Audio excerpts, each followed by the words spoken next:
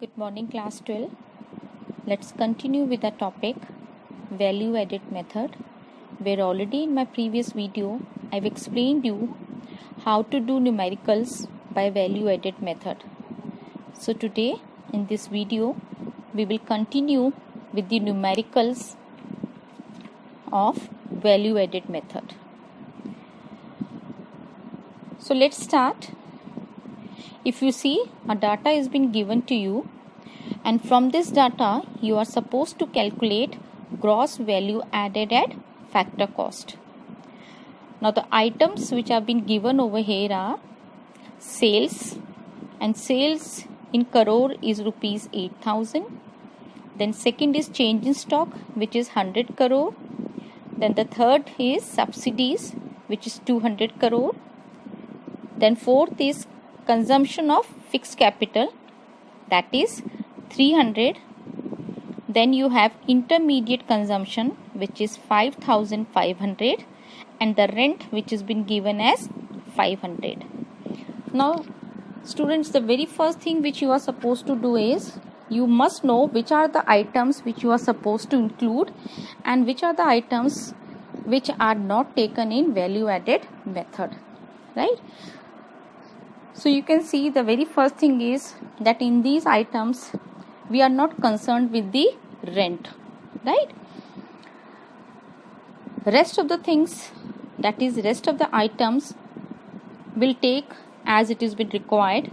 As we have to calculate gross value added at factor cost, and you know very well that under value added method, to calculate gross value added factor cost, the things or the items which you are supposed to take is, the very first thing is sales, right?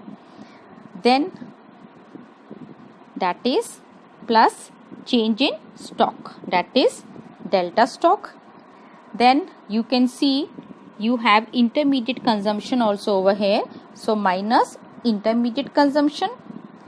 And we have subsidies, so under this we will add subsidies, so plus subsidies.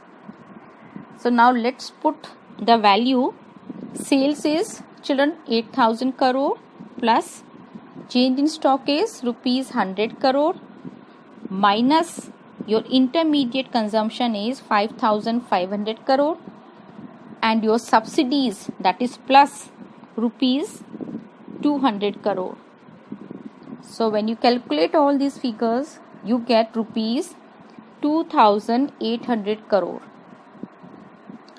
So children, your gross value added at factor cost is rupees 2,800 crore.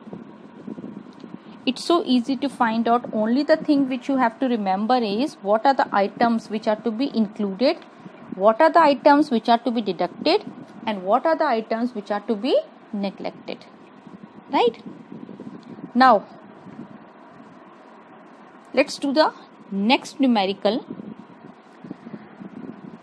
If you see the next numerical, the data which has been given to you is that from this data you are supposed to calculate net value added at factor cost. Before this we calculated gross value added at factor cost. Now we are going to calculate net value added at factor cost. Children, keep in mind the measurement, that is the equation of value added method in your mind, and you can easily do these numericals. Now again you have been given items, and on the right hand side is rupees in lakh. So our first item is subsidy, which is 40 lakh. Then you have sales, which is 800 lakh. Then you have depreciation, which is 30 lakh. Then you have exports, which is 100 lakh. Then you have closing stock, which is 20 lakh. Then you have opening stock, which is 50 lakh. Then you have intermediate purchases. So children, your intermediate purchases is 500, right? And then the second last is purchase of machinery for own use, which is 200. And then you have import of raw material, which is 60 lakh. Right? Now to calculate net value added factor cost, first you need to find out gross value added at market price. Right? And to find out gross value added at market price, you need to remember what are the things you are supposed to consider over here. So the very first thing you people know very well, that is you will take sales. Then plus the next thing which you will be taking over here will be, see, closing stock and opening stock has been given. That means you have to plus change in stock. And change in stock is closing stock minus opening stock.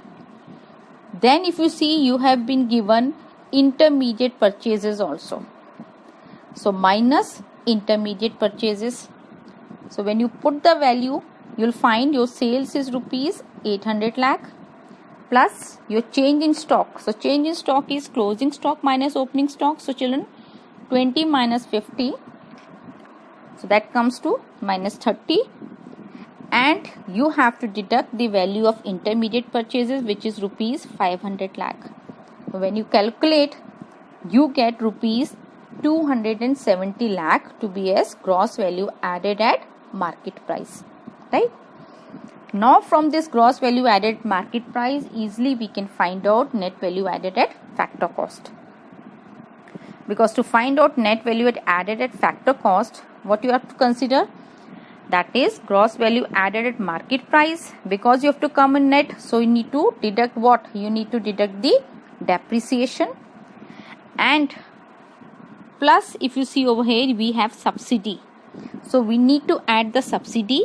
We will not consider export over here, children. The reason, because export is actually a part of sales. Right? We will not consider the purchase of machinery because of own use. The reason, it is in the intermediate purchase. Import of raw material, because already it is been a intermediate. Right? So now what you will be taking? You will be taking gross value added at market price minus depreciation plus subsidy. So your gross value added at market price is already we have taken out, that is rupees 270 lakh minus the value of depreciation is 30 lakh plus your value of subsidy is 40 lakh. So when you calculate, you get rupees 280 lakh. So children, rupees 280 lakh is your net value added at factor cost. So this is how you can calculate by value added method.